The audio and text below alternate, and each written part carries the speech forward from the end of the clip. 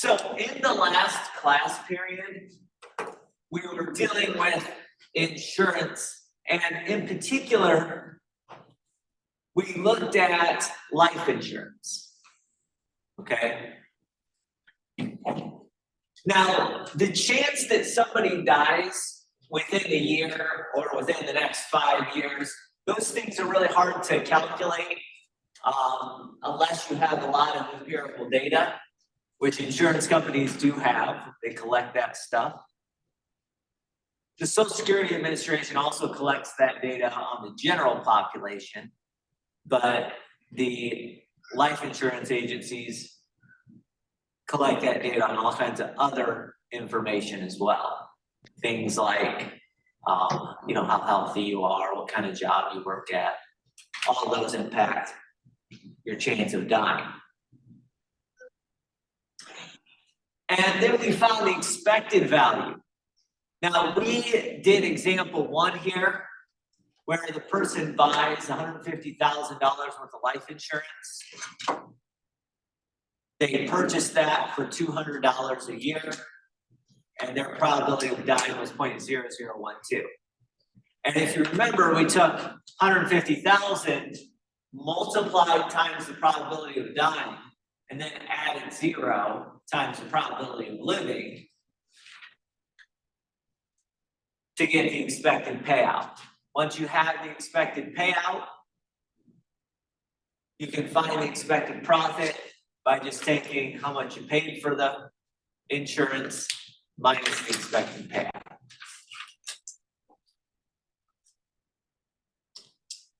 So let's do another one. Let's say a person buys $75,000 worth of life insurance.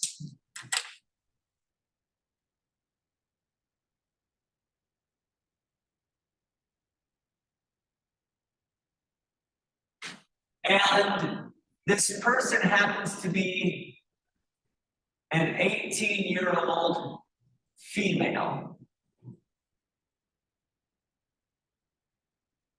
All right, and let's find the expected payout. Now, in terms of the big issue here, the big issue is, where do we find the chance that this 18-year-old female dies within a year?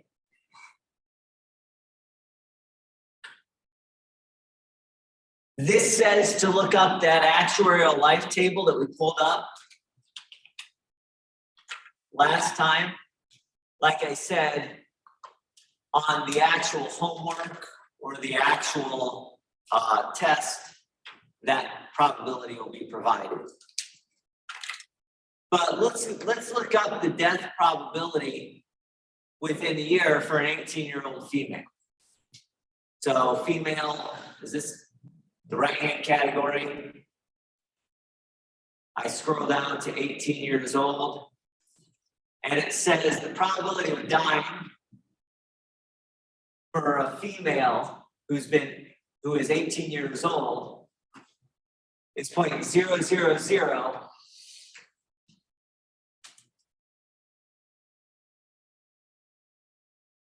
319.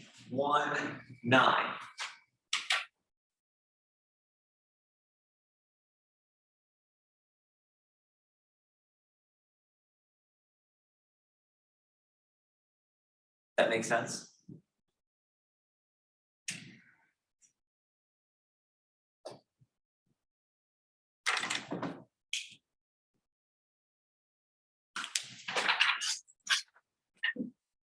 And so the expected payout, let's write that here.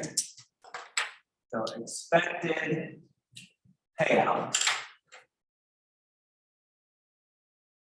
Sometimes expected payout, remember, is E and then parentheses payout. That's the expectation of the payout. Would be what I get when I take 75,000 times the probability of death.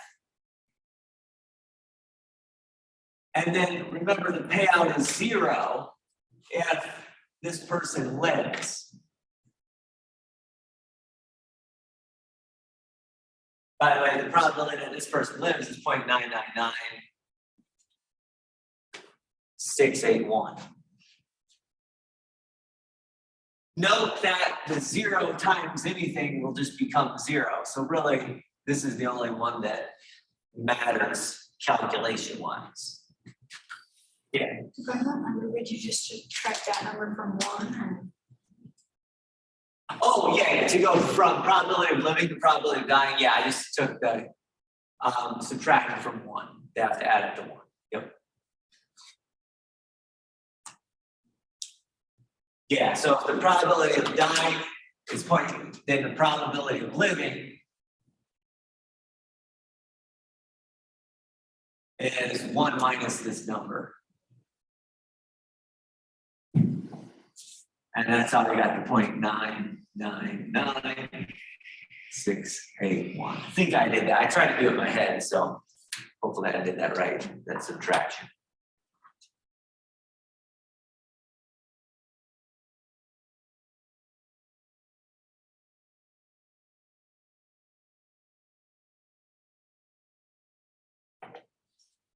Now, when I did my multiplication here, I found that the expected payout, remember the 0 doesn't contribute to the expected payout, is actually 23.925.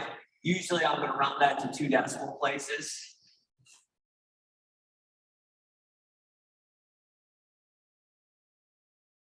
It's because it's money value, it's a money value. And that's the expected payout. Any questions how to get the expected payout here? Now, if this person was being charged $30, then the expected profit would be 30 minus this.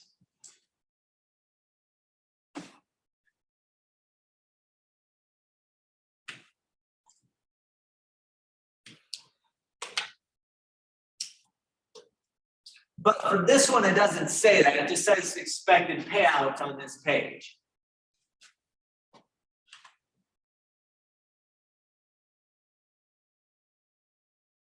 On the next page, however, it says, if we charge this person $200 per year, find the expected profit.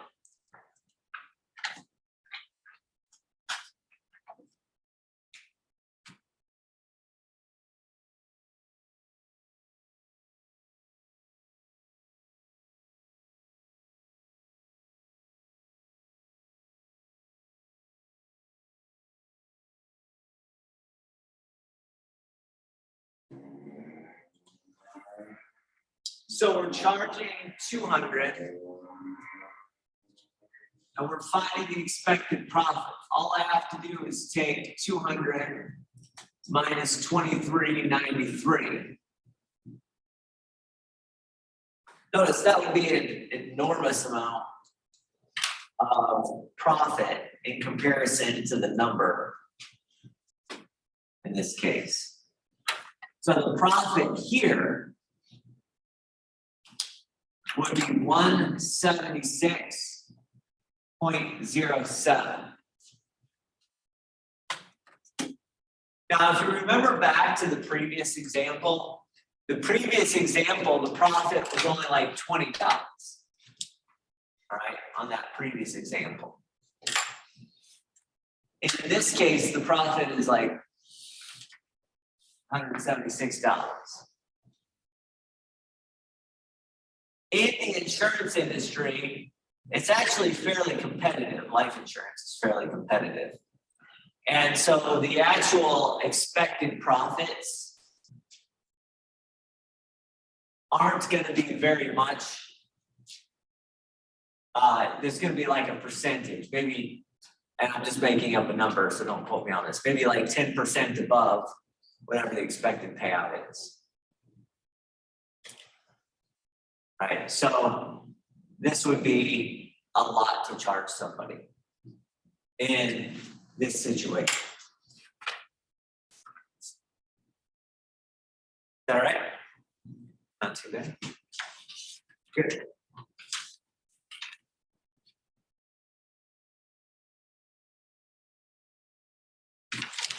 All right.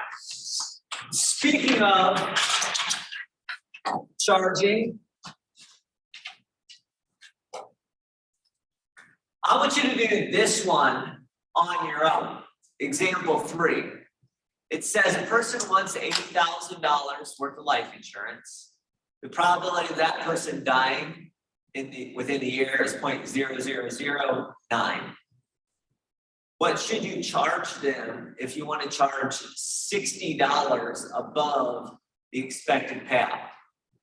So here we're putting ourselves into the shoes of the insurance company, and we're saying, let's charge $60 above whatever the expected payout is. So first calculate the expected payout and then decide what to charge this person. Go ahead and try to do this one on your own.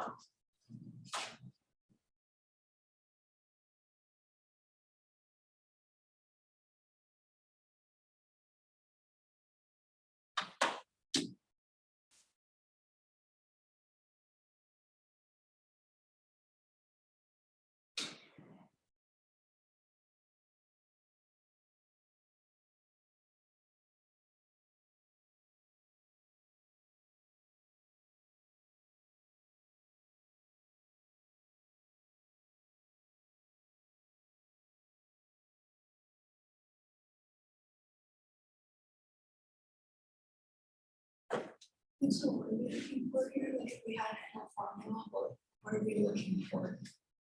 Say that again. What exactly are we looking for then? So we find the payout first, you said? Find the expected payout first, and then you're gonna tack on an additional $60 to that, and that's what you're gonna charge this person. That's what that's saying.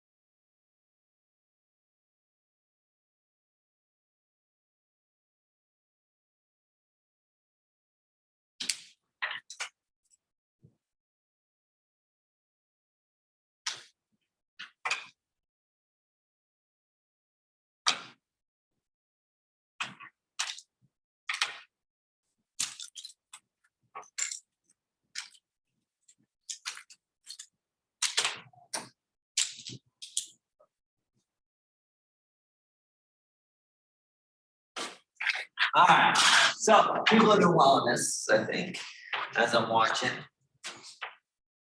So in terms of the life insurance, it's $80,000.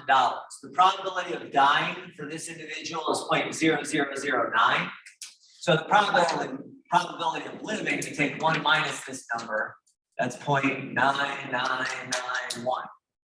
Okay. Again, that number is not that important because it's going to be multiplied by 0. The expected payout is going to be this, again, balancing of the payout times the likelihood that it happens. and then adding your other payout times the likelihood that that happens.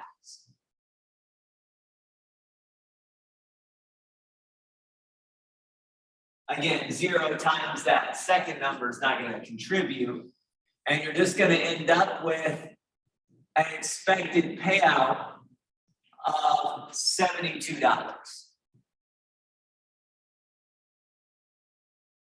All right. 720. That's 3 zeros. I was going to say probably a 0 if she added a 0, didn't have a 0. Now, if you're going to charge $60 over the expected payout, that means you should charge the expected payout of 72 plus an additional $60. So if you're in the insurance business, you would say, well, I have to charge $132 for the year for this product. Okay, this is all based on death probability per year, it said. So charge $132 for that.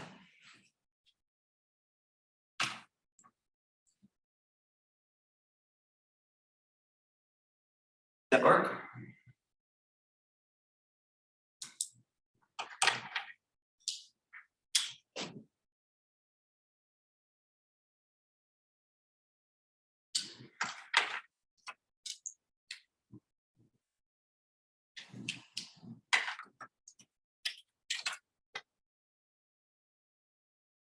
Any questions about that? They're pretty standard.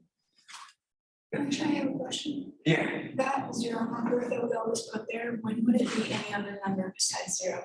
Good question. So in this case with life insurance, it's just the number and 0, the life insurance number and 0.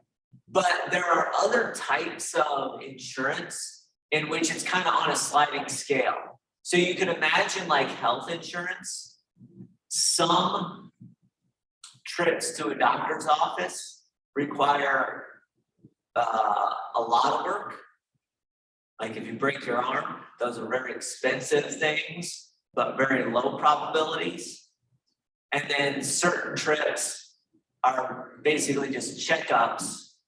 And so that's less expensive, but a higher probability. And so there might be a lot of different payouts that could occur. So in that case, the insurance company, this isn't perfect because says, well, we have lots and lots and lots of different payouts. And then you take lots of payouts times each of their probabilities.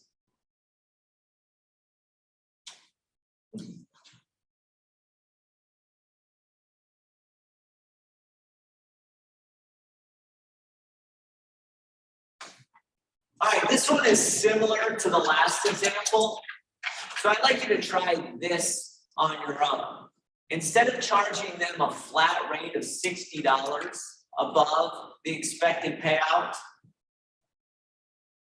we're going to charge this person 5% above the expected payout, whatever that happens to be.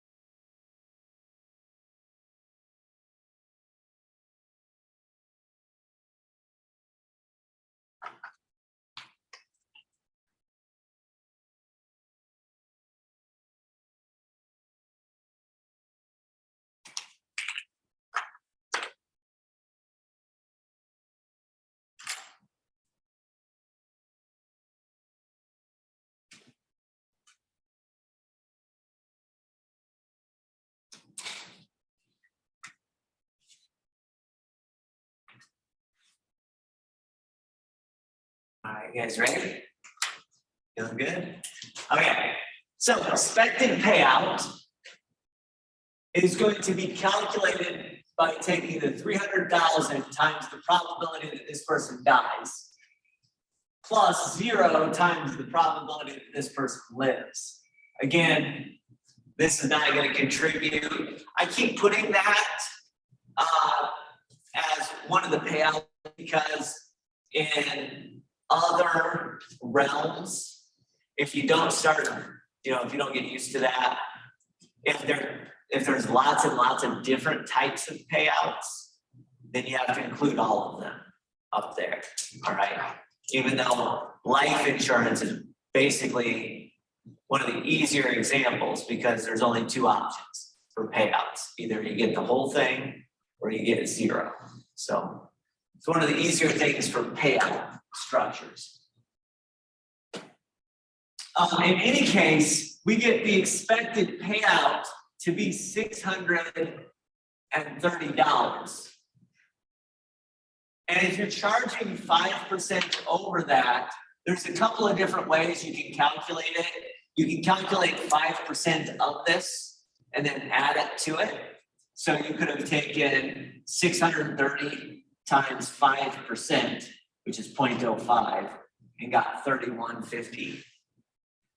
So you could have done 630 plus 0.05 times 630. That's one option. The option that I did, that I typed into my calculator, is I just said, if you're doing 5% above it, that's 105% of the expected payout.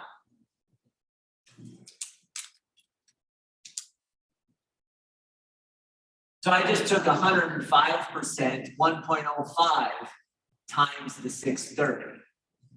Notice that either way, you get the same thing. Whether you just do 1.05 times 630, or you take 5% times 630 and then add it to 630. Either way is fine with me, whichever you prefer. When it comes down to the answer though, the answer will be the same. It'll be $661.50. 661.50.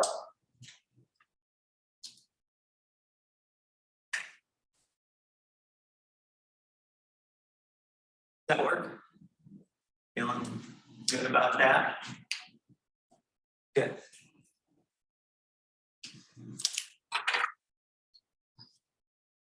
Very good. Now, like I said, I focus on life insurance because that's one of the easier payout structures.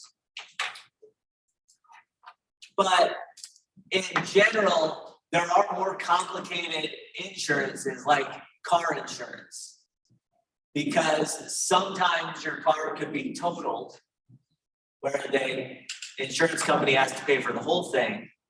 And then sometimes your car just may need a little bit of work, like you got into a hail accident. You have to go to a body shop and get those things, popped out or whatever. Does that make sense? So if there's car insurance, there's a lot of different levels of different payments. Life insurance, it's kind of an all or nothing deal.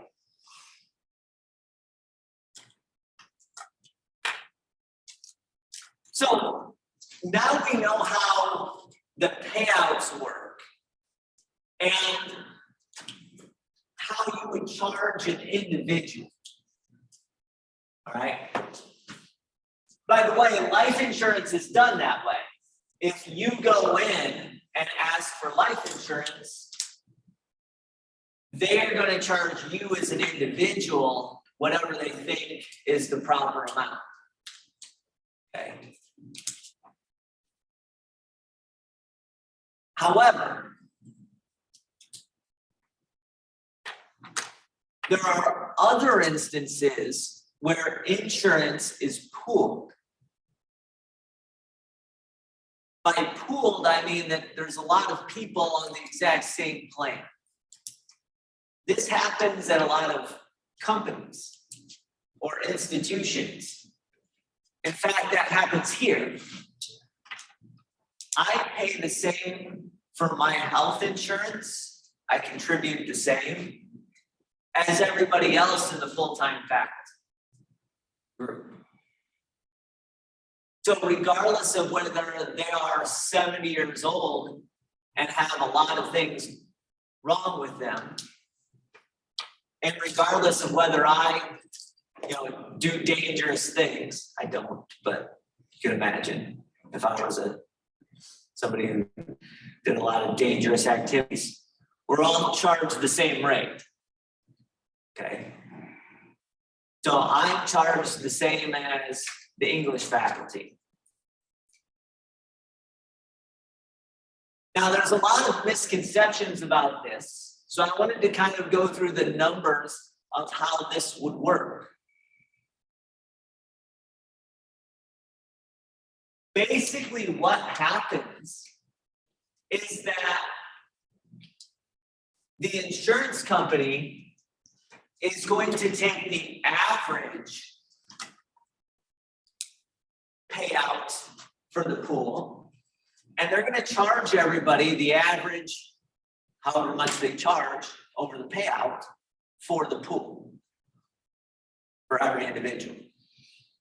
Okay. So for instance, I have a grandfather who is almost 90. Okay. So almost 90. Maybe just turned 90. Now I can't remember. Either just turned 90 or is almost 90. It's 89 or 90. I can't remember now. But my 90-year-old grandfather has a lot more needs than I do in health insurance wise, right? If he and I were in the same pool, we'd both be charged the same amount. All right. They average my payout with his payout, and then we'd be charged the average of those. Each of us would be charged the average. Well, that's how insurance pools work. So let's do it this way. Let's say there's a small business where 10 people are all pooled and getting the same life insurance plan, or not life insurance, health insurance plan. Okay, so we have 10 people in the pool with the same health insurance plan. And each of these 10 people have expected payouts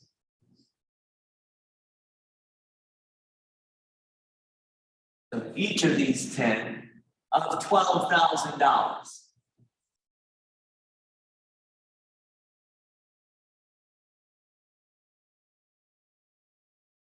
Then one person is added.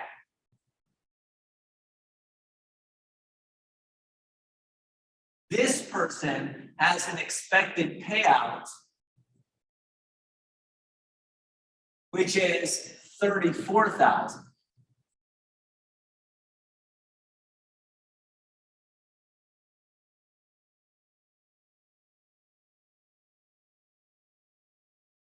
And then the question is, how much is the average expected payout for each member of the new group of size 11? Does that make sense? Find the average expected payout.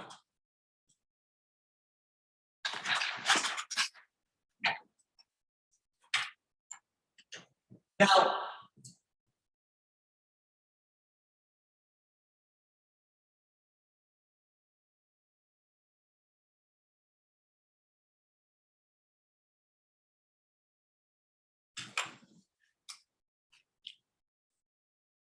it's a very good thing that last chapter, a number of days ago, we calculated averages, right? So we know how to calculate averages. We just add up all of the different values and then divide by the total in total number of, in this case, individuals. Now, you can write 12,000 plus 12,000 plus 12,000 10 times.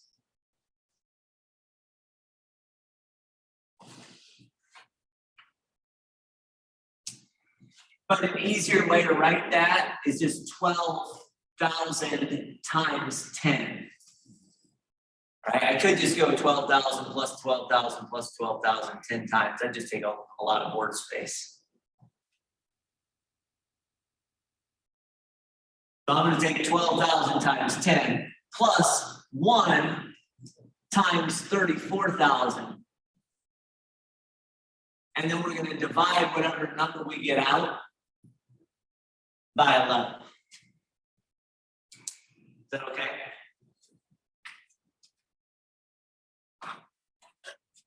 So 12,000 times 10 plus 1 times 34,000. I hit enter at this point. I don't screw it up. The average will be 154,000 divided by 11. Oh, I got 14,000.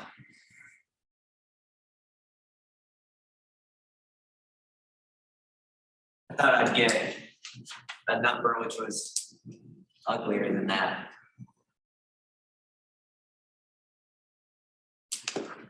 So the average is 14,000.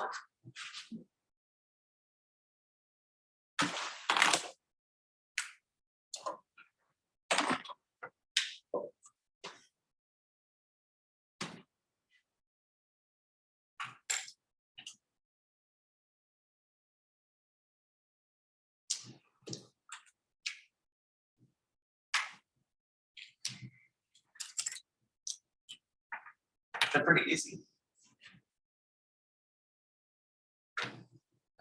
Pretty straightforward. Now notice these 10 people, because they added the person in the group with a higher expected payout, now each of these 10 people are going to have to pay more, right? They're going to have to sort of compensate for this person who had a higher expected payout.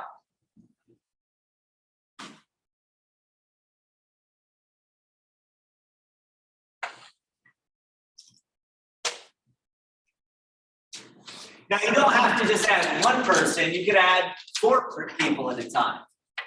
I want you to try this example on your own.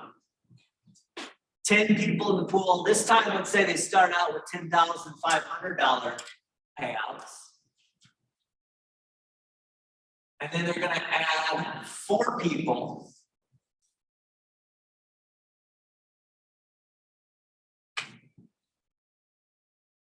Whose expected payout is $6,000.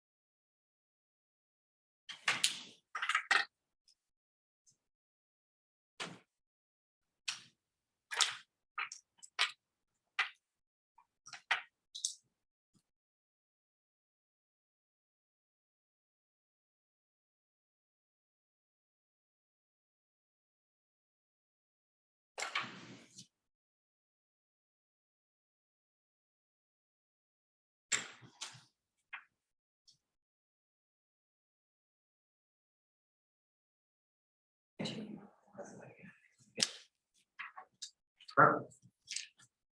All right.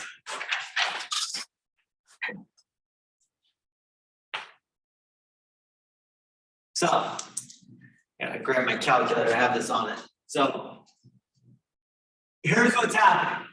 Got 10 people whose payouts are 10,500. And we're adding 4 more people whose payouts are 6,000. Now, that makes a total of 14 people in the new group. I like to do this in 2 lines. I like to add up the numerator. When I did that, I got 129,000. And then I like to just divide by 14. So I said divide 14 on my calculator. And I ended up with an average of 9214.29. That's rounded to 2 decimal places. And again, what would the insurance company do? They'd charge you a little bit more than this. They might charge you 5%. They charge each person in the group a little bit more than this. Does that make sense? Whether it's 5% more or 10% more, I don't know. But a little bit more than that. Now notice for these original 10 people, their cost for insurance actually went down. Right? Because the new people that were added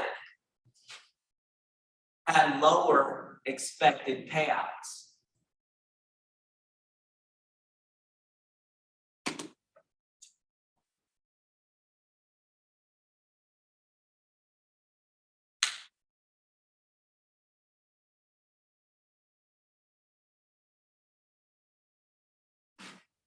Now, I just did this for, add a person, add 4 people. But you can combine lots and lots of different people. Let's say we had 6 people whose expected payouts were 12,000. And 3 people whose expected payouts were 4,000. And 1 person whose expected payout is 24,000.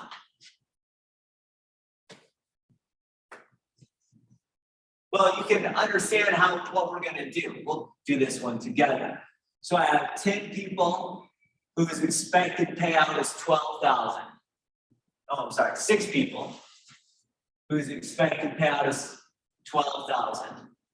3 people whose expected payout is 4,000. And 1 person where the expected payout is 24,000.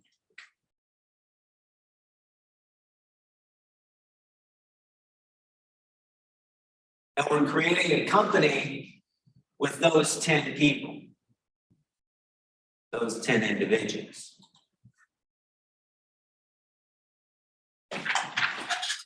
Six at 12,000, 3 at 4,000, 1 at 24,000.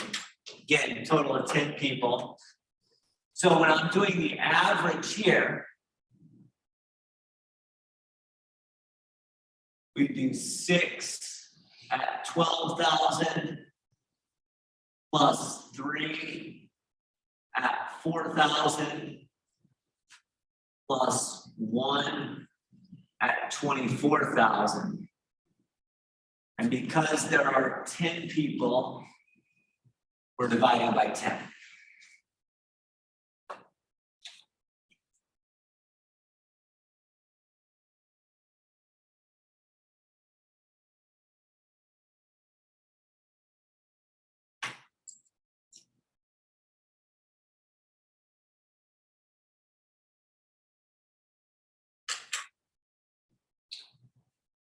When it's all said and done and calculated, the average for the expected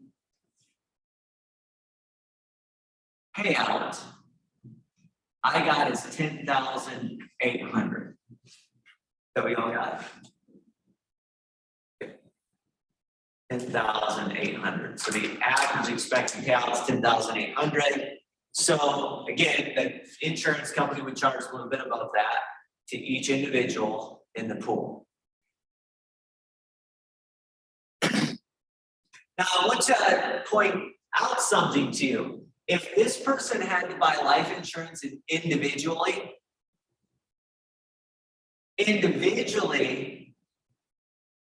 this person would have had to pay more. If these people would have had to buy life insurance, or was this health insurance, excuse me, health insurance individually, these people would have paid significantly less, right? So that's the idea of pooling, is that some people are gonna end up paying more than what they would have individually. Other people are going to have to pay less than what they would have individually. If you're a so-called healthy person and you get put into a pool, you'll probably have to pay more compared to what you would have done individually. If you're an unhealthy person, you would have probably had to pay less compared to what you would have paid individually. Does that make sense?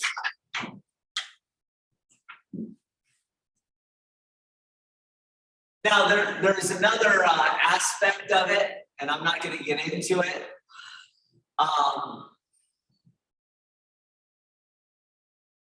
And so there is a complication on top of this.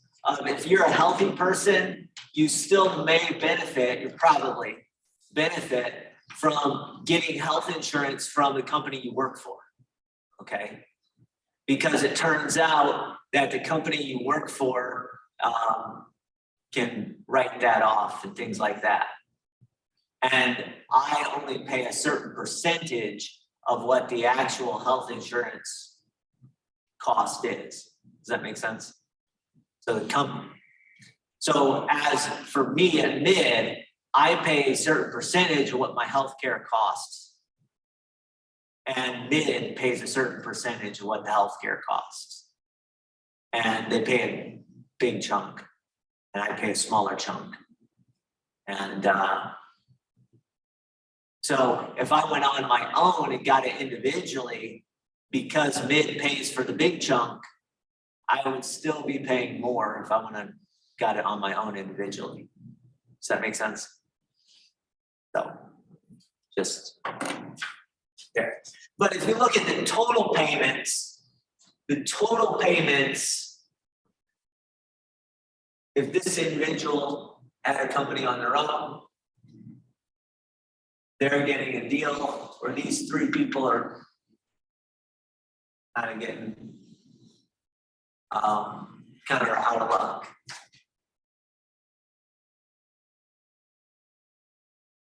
Is that right? Now, what I want you to know, not only should you know how to calculate this, but you should also understand what I'm getting at here.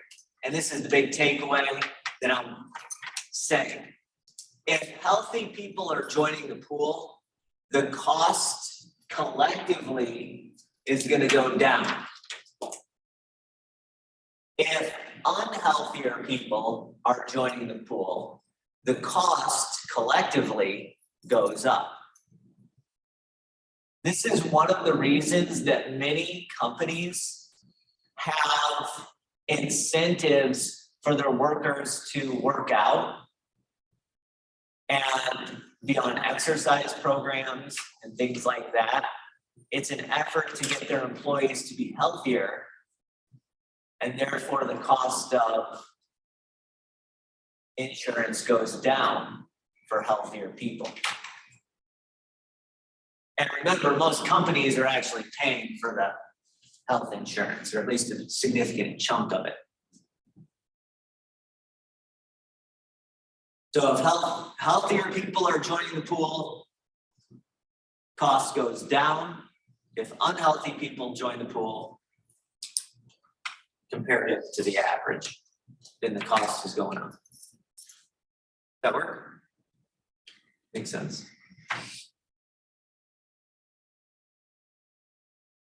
Now we can do a very similar calculation by instead of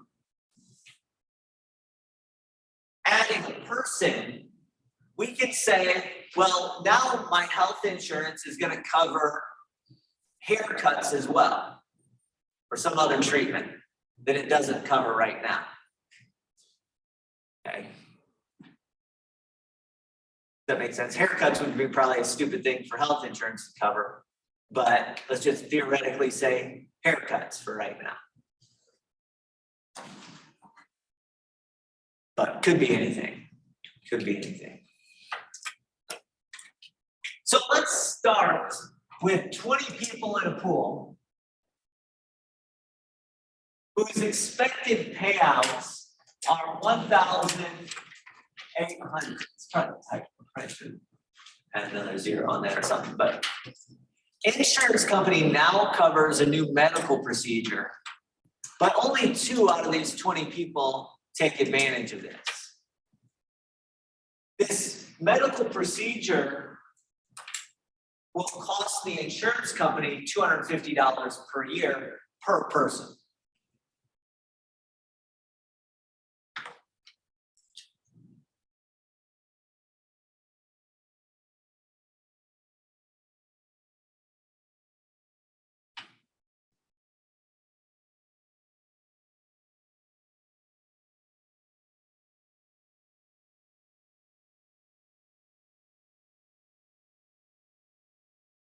So we're going to add this new procedure that costs $250 per year. And 2 people are going to do that. What's the new expected payout? So if we add this procedure, let's say they were paying for it out of pocket themselves up to this point.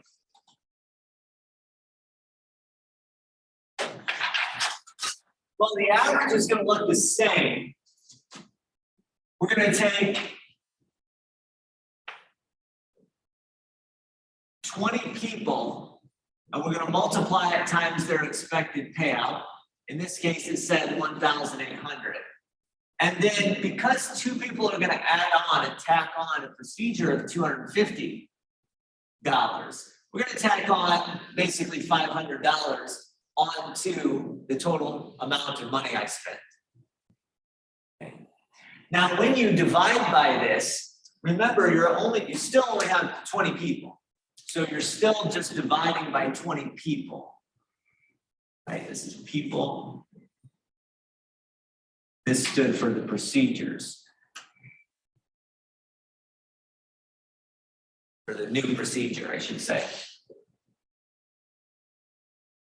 But you're still dividing that cost amongst 20 people. Does that make sense? Good. So the new average will be whatever I get when I do that.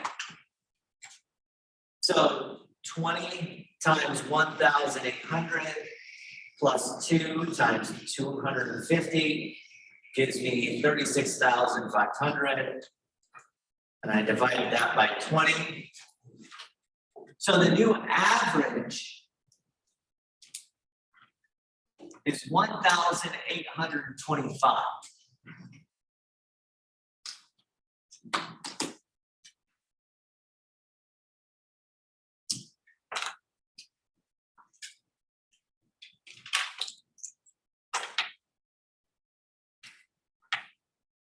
Everybody get that? So everybody in the group had to pay an extra $25 because this new procedure was added. And that's how insurance works. Each person in the group is actually paying, in some sense, for that new procedure. Or at least a portion of that new procedure.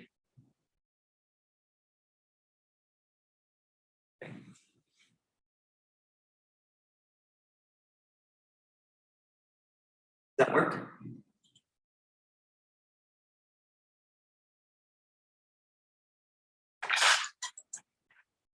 And that leads us to this takeaway. Adding new procedures to any insurance plan is going to raise the cost.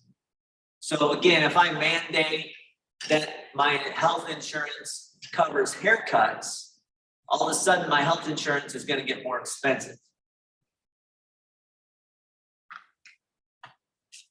And secondly, that cost of that new procedure is distributed to everybody in the group, everybody in the pool.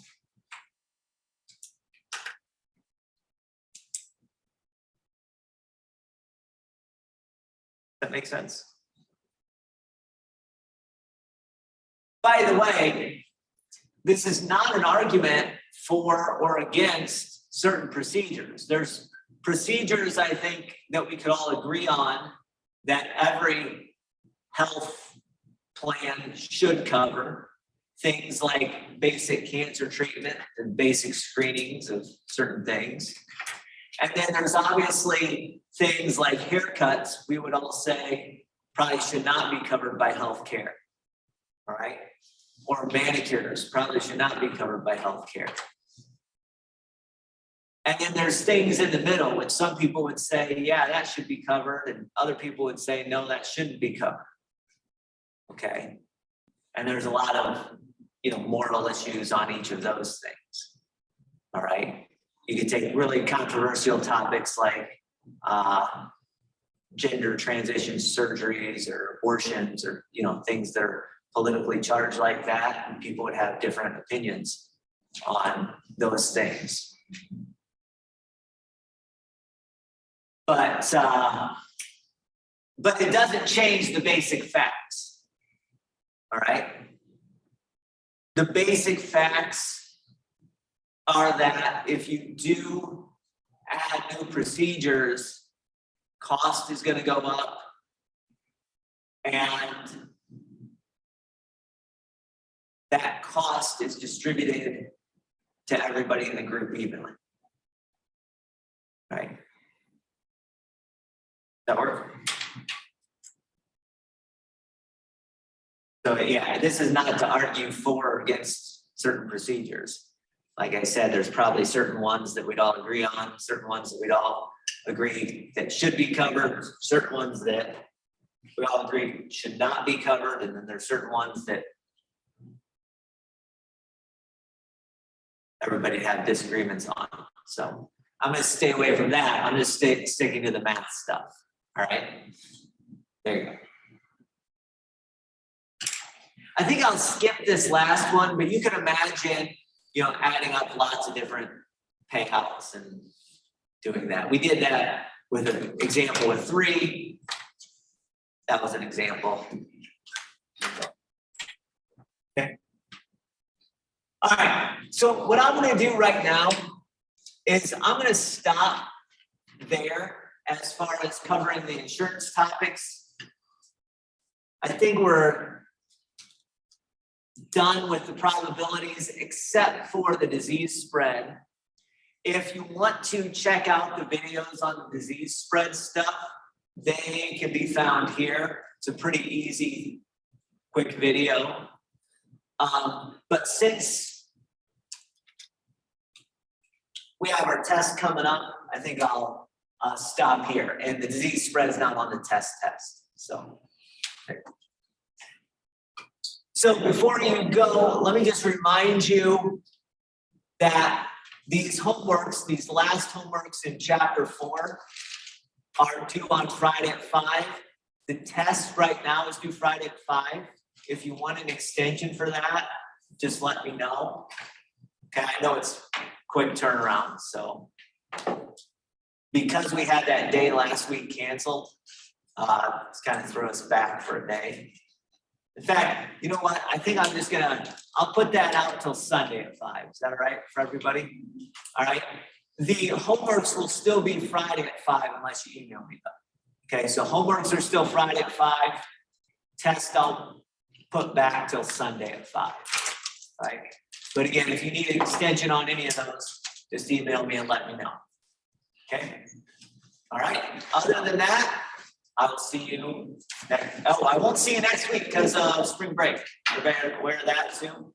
Next week is spring break and we won't be at the college and we'll pick up a little week from today. All right, talk to you later.